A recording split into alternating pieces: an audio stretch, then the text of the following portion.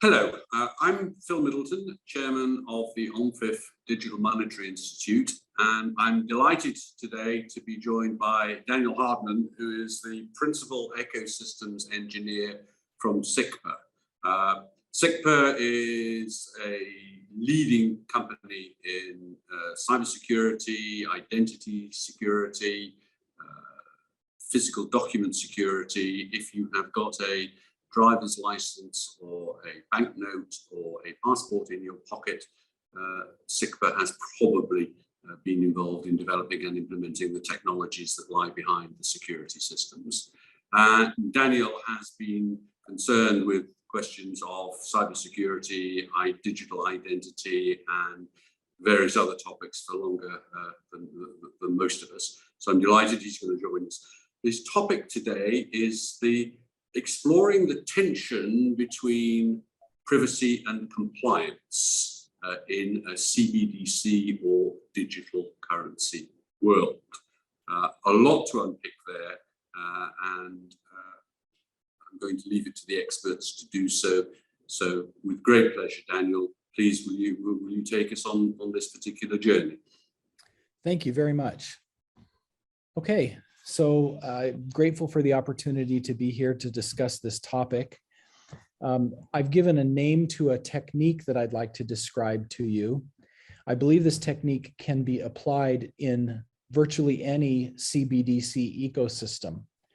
And so my hope is that in describing it, we can start a conversation and get to a point where we have achieved the best possible outcomes on both compliance and privacy. And the name that I've given to this technique is reciprocal negotiated accountability. Now that's a lot of syllables, but I hope by the time I'm done talking, you will understand why I picked those three words. So let me just begin by noting the kind of headlines we see on these topics. This slide is just a quick grab by me of a bunch of headlines that are easily available on the internet. And there's lots more like this. And they illustrate that the topic is being debated hotly, and there are advocates that are taking the position that we need the compliance, and if we have to give up some privacy, so be it. And there's people that are saying under no conditions can we give up the privacy. The tension is very real, I think would be a good way to summarize. And if you were to encounter these headlines and the typical dialogue that happens because of them, you would likely come away with a mental model of this problem where you thought of privacy and compliance being on a continuum. On one side, you have perfect privacy and very little or no ability to enforce compliance. And on the other side of the continuum, you would have a perfect compliance, but you would have given up all or most of your privacy to achieve it. And if this is your mental model, then the best you can do is to compromise a little bit by giving up a little bit of compliance and giving up a little bit of privacy and hoping that the amount you gave up was tolerable and that you could rest in the middle. But what I'd like to suggest is there's a slightly better way to think about this by changing some assumptions. Now, before I talk about how to achieve the better outcome, I'd like to kind of review the typical way we think about these compromises today. One way that we think about them is in terms of backdoors. And so I've drawn a little flow chart here that shows a backdoor approach at the top, where basically at the beginning of a transaction, you let the parties that are transacting encrypt everything, but you capture the transaction data. And at some point after that, you go ahead and decrypt the data because you have a backdoor into the system, and you then can analyze it and do whatever kind of enforcement you want after the fact. The other approach that's kind of well understood in conversations about this is what I might call inline compliance. This is the idea that parties are transacting, but before they ever get around to encrypting the data, the party that's providing the compliance or enforcement demands to see the data and then they analyze it and make a decision. Is this a safe transaction or an uninteresting one, in which case we don't need to keep a record of it anymore? Or is it something that we need to retain for our records or correlation purposes or whatever? And after the auditing function has had its chance to look at the data, then the data is encrypted and you proceed on your way. And this is typical of the approach. For example, China has recommended with their blockchain, it achieves the ability for parties to have anonymity from one another, but it does not allow the parties to be invisible to the enforcement function. And both of these, I think, would be fair to characterize as compromises of one kind or another, because both of them give up a certain kind of privacy and they get in return a certain kind of enforcement capability. And you could debate whether you get enough of it. And you could ask questions like on the top one, the backdoor secret court approach, that the secret court would be the function that allows you to decrypt. But you could ask the question, well, what if there wasn't a backdoor? What if you didn't have the ability to decrypt? Could you force Apple, for example, to unlock an iPhone? These are the kind of conversations that we've been having, and they're all compromise-based and continuum-based thinking.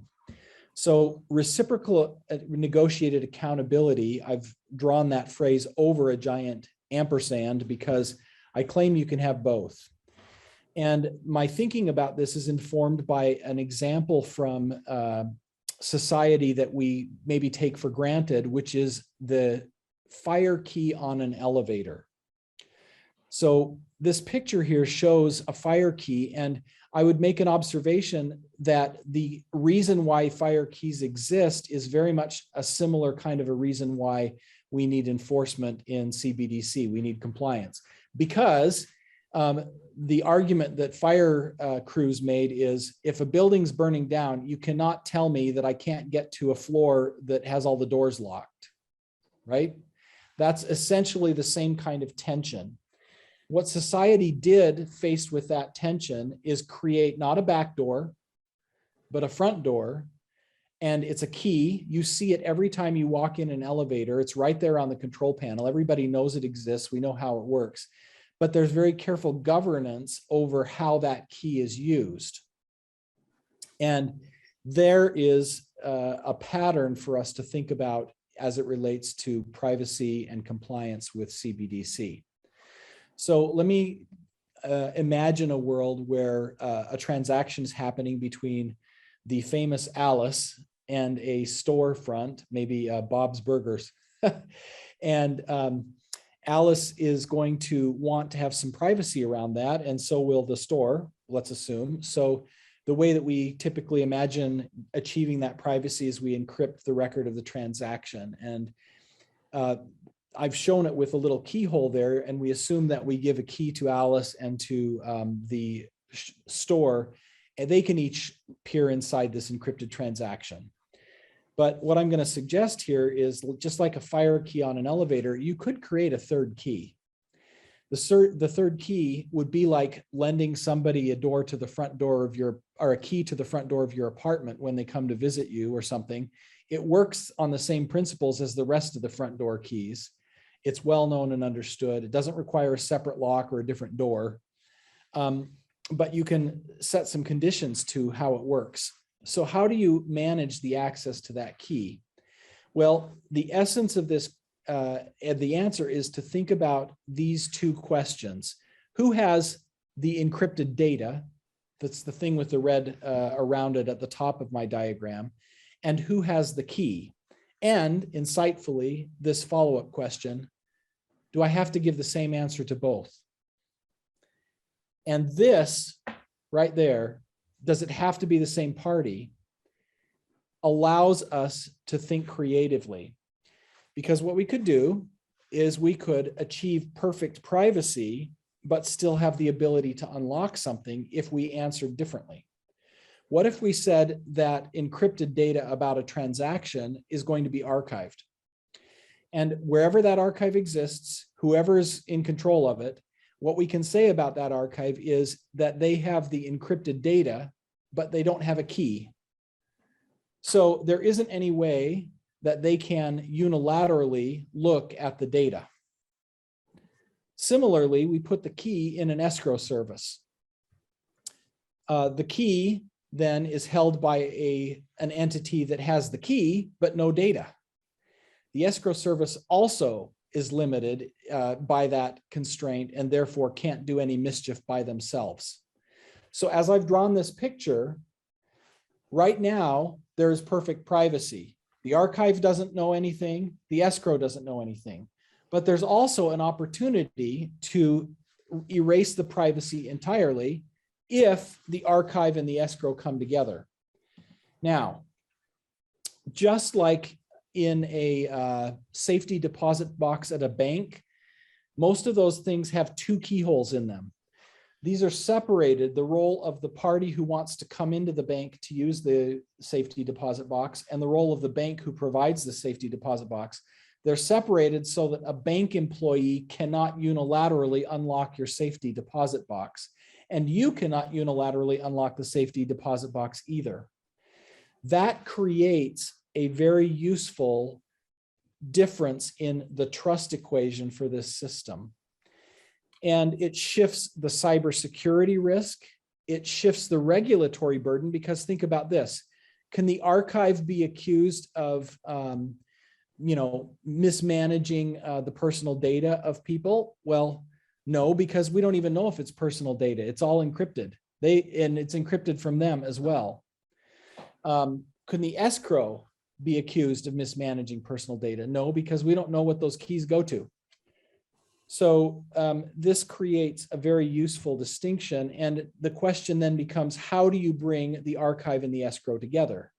Well, the archive provides the encrypted data, the escrow provides the encrypted key, and in between the two, there must be some form of governance in the system. Now, what form does that governance take? Well, the first thing is to say that the governance acts on the encrypted data, okay? You can ask for proofs about the nature of that encrypted data that help you make decisions. So for example, you could ask for a zero knowledge proof. That's what the ZKP or ZKP, depending on your flavor of English, means at the top of that diagram there.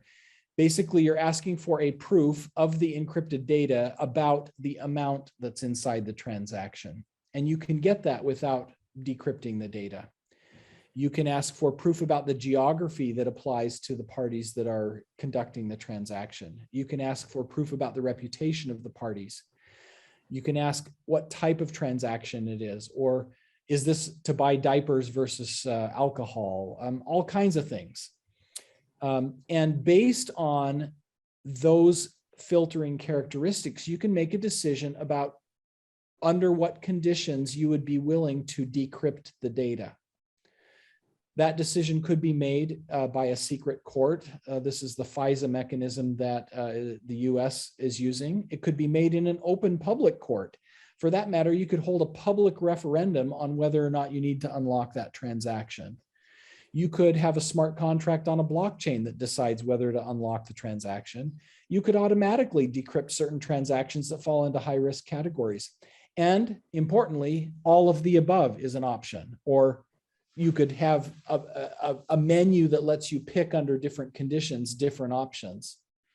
What's interesting about this is that your governance can change, but you don't have to reinvent the tech. And what I'm hearing in CBDC circles right now is an approach or a design that presupposes one answer to this question, and that's too fragile. It's too fragile because we know that laws change. The standards of what will be legal and what will be socially acceptable in a particular jurisdiction today are going to be different from what they are tomorrow. And if you build a system assuming a particular answer only to have the laws change, you could invalidate your whole system. But maybe even more important, you need a system where you can tolerate a different answer to that question in different legal jurisdictions, and it needs to be the same system. So Alice is on one side of a border, Bob is on another, they're transacting with CBDC. What if Alice's legal jurisdiction has one answer to how compliance is done and Bob's has a different answer? You have to have a system that tolerates that, and this system can.